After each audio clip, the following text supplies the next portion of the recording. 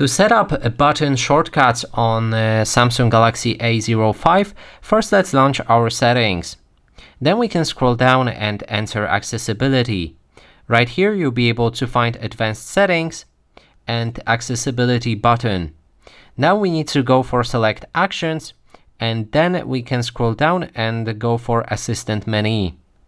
When it's done, then you can go back and choose the location for this the button access, and you can go with a navigation bar or floating over the other apps like this.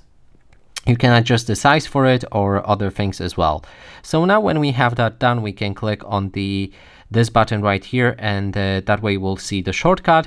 When you click on that shortcut, you can access all of the shortcuts for each of the functions of your phone.